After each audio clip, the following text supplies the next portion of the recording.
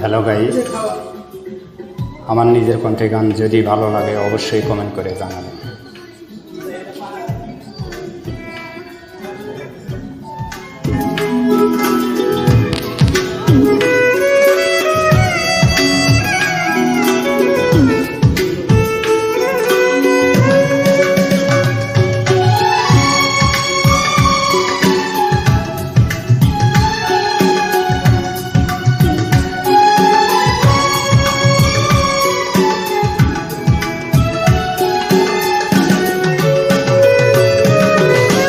এ পৃথিবীর মায়া ছেড়ে,